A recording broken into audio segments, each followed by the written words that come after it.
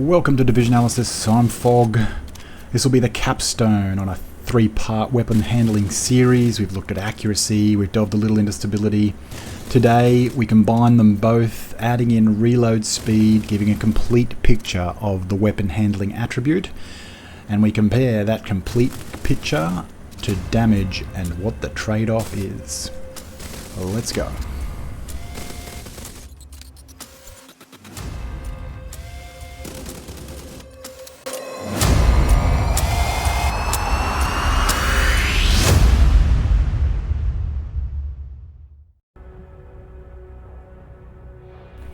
So just a quick recap, I've got an AUG here and both of my knees and gloves are rolled for crit damage. There's no attachments to the AUG, so we're just a straight up unassisted profile for the weapon.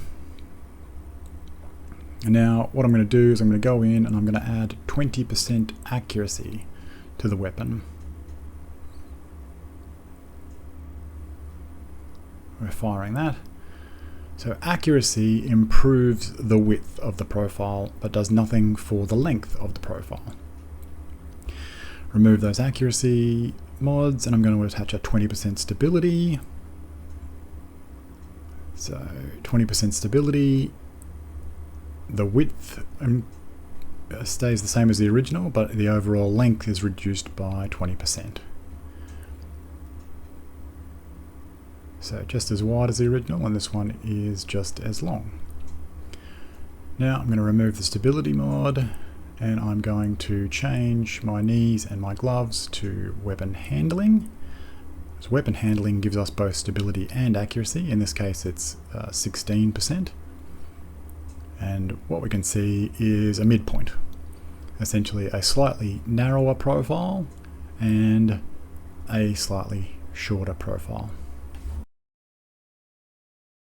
So I've spoken most about accuracy over the last couple of videos. We've gotten down to our weapon accuracy probability clouds, and we've defined what is the most accurate weapon from most accurate to least accurate. And accuracy is one of the easier ones to understand. Accuracy is a purely linear relationship. The lower that your accuracy is, the worse the bloom is, and the more rounds that you'll spray around. As you get smaller or you increase your accuracy, any improvements that you make by adding weapon mods or weapon handling attribute, the return is diminished because the circle is smaller, meaning that you are shrinking it by a smaller percentage. But that's accuracy. Stability. Now we've touched on it briefly with the weapon handling profiles. Essentially, the length of that profile defining how stable the weapon is. And each weapon has its own starting stability percentage. And unfortunately, the stability percentage start point can be trusted, but any additions to it can't be. I'll use the P4 and the glory days. So I've got P4 and I've got the glory days being 100% stable and the P4 at 90% stability. Okay, glory days first, no input, very stable, 90% stability. Let's see what that looks like. It's now following its full track. What I'm going to do, P4 is I'm going to add 20% stability, and if you relieve the stats sheet, you can see that it's now at 100% stability according to the stats, in line with the glory days. So if you believe the stat sheet, then these should produce identical results.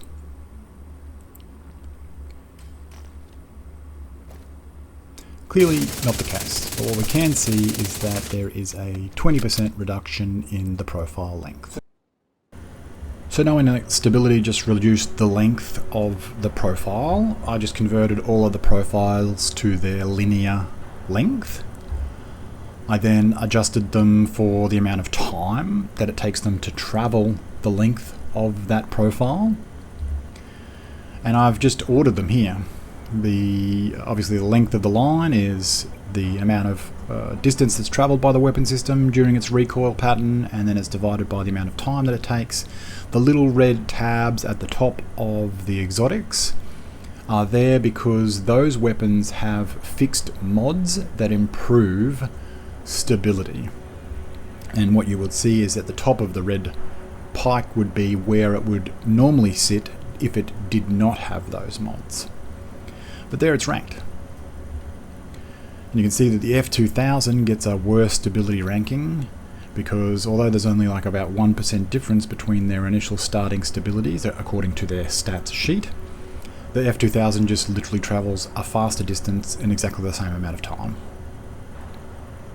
If we look at the Honey Badger, the M4 and the Carbine, all very, very similar weapon systems, the length of their profiles when dragged out, the M4 and the Carbine have a slightly longer profile than what the Honey Badger does. Their stability is all within a few percent, with the M4 having the highest amount of stability, but the M4 loses out because it's travelling the same amount of distance at a higher RPM, meaning that it's about 7.5% quicker to move through that distance. We can then start adding accuracy into the mix. I've just given a balloon at the top to show what the accuracy of each of those weapon systems is. And you can see here that it's kind of divided into a tier list as far as stability is concerned. And this translates into how easy the weapon is to control. And you can see one of the initial balancing mechanisms that the devs use, and that is if you look at the green, easiest to control, the M4, the Carbine, the Honey Badger. A Chameleon is much easier to control, but its accuracy is considerably larger than the other ones. And if we put that all together with some of the other data that I've collected, this is what you get. So from left to right, as you step down all the way, essentially you have the difficulty level for controlling that weapon improving as you go down from left to right. The width of the purple bar is the accuracy of the weapon at its most inaccurate. And then the black lines that you see at the bottom is the data that I collected in regards to bloom rate. So that is the rate or how long it takes that weapon to reach its maximum inaccuracy.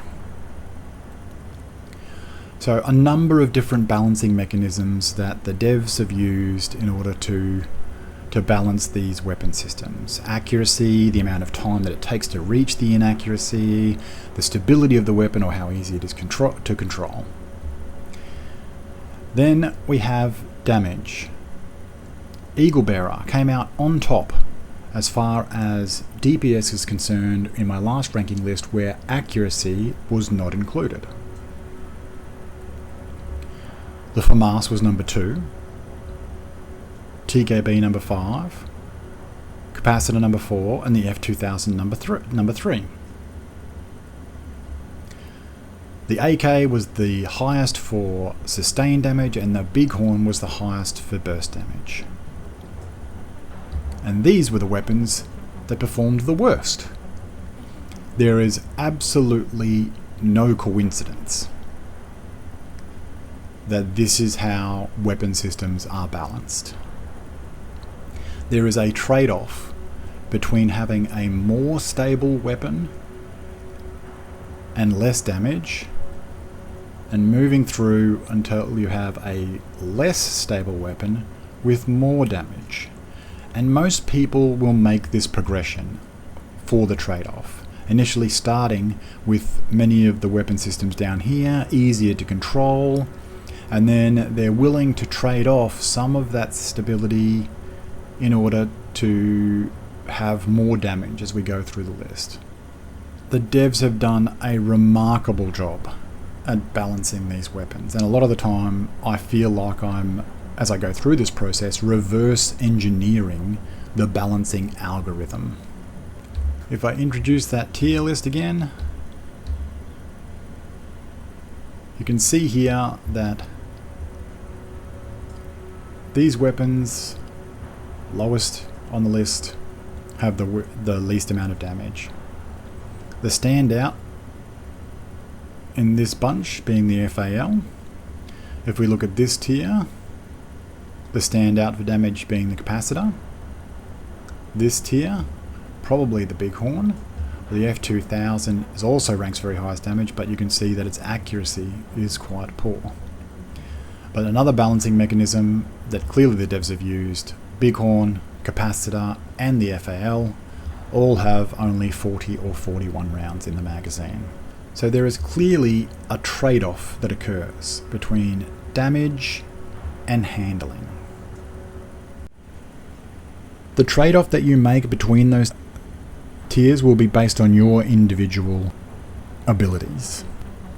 If you are hitting 99 out of 100 bullets, if you are able to improve that by just one bullet and move to 100 out of 100, you will increase your DPS by 1.01%. Most people average around 50% accuracy. That's literally hitting one more bullet every 4 magazines. How many more bullets you hit is again dependent on your level of accuracy and ability, but the trade-off with DPS is as you see. There's one more part to weapon handling that we haven't really spoken about, but again, the capacitor and the bighorn were number 1 and number 2 on burst damage, mostly because of this statistic, reload speed. Now, just like the other two attributes, reload speed has diminishing returns. This I easily confirmed with the Black Friday, and I've also confirmed it with other weapons that give a large amount of reload speed, like the Burnout for instance. The more reload speed that you add, the less that you're going to get in return. At around 40% reload speed, you're getting less than 30% return on the reload speed of the actual weapon. But many people underestimate the difference that reload speed makes to DPS.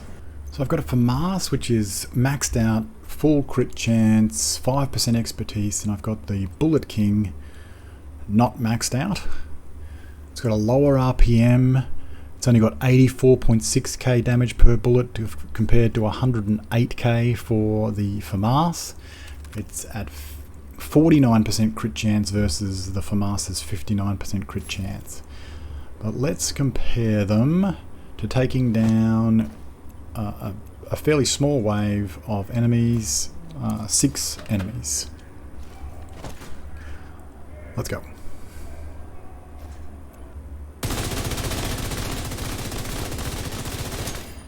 Full sustained fire. Only reloading when I absolutely have to. I'm forced to by the weapon. We get 17.8 seconds. Now I'm going to take out the Bullet King, effectively a 0-second reload.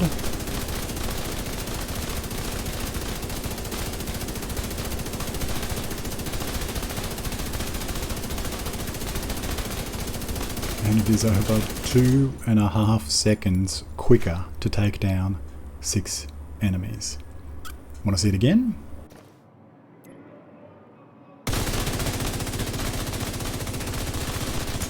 I did it again just for sake of science, try to be a little bit more accurate.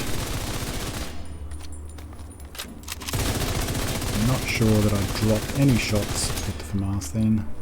16.9 seconds, a little bit faster.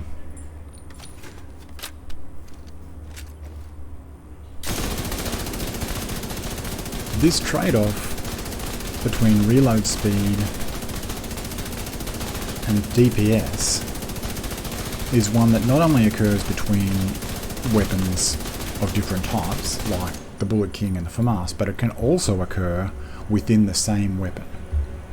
So if we take the FAMAS, for instance, a high firing weapon, which means that the amount of time that it is firing is actually very close to the amount of time that it's actually spending not doing damage whilst reloading. It's 40% of the time that you are doing damage, that you're not doing damage as compared to what you are doing. So if we added 8% weapon handling and we get, say, a 7% reduction in the reload time, that reload time goes down to around about 2.04 seconds, which now means that we've reduced the amount of time, and because DPS is damage over time, we've actually increased our DPS by 2.8%. Now, if we were to exchange a 12% crit damage mod or attribute for weapon handling instead, then what we've done is we've reduced our damage by 3.7%. So why the hell would I do that? Why would I want 2.8% versus 3.7%? Remembering what I said about rounds on target. The rounds on target that you will land will narrow this gap and probably exceed what that DPS is concerned. But I don't even need to talk about rounds on target, because once we start talking about burst fire, this is sustained fire as in the entire magazine has been unloaded. Once we start talking about that, it's a different story altogether. If we go down to 40 rounds, so we're only firing 40 rounds in the magazine, the reload time doesn't change. The amount of time that we're firing and doing damage does. So any reduction in reload time remains constant, but because the overall time is less, the percentage that that reload time is adding to DPS is increasing. So at 40 rounds, it's a 3.15% increase in DPS. At 30 rounds, it's a 3.64% increase in DPS. Whereas with damage and the reduction in crit damage, because it's part of damage, and as damage reduces, that 4% remains consistent, it never changes. It stays constant regardless of how many rounds you are firing. You've still only lost 3.7% in DPS by replacing that reduction.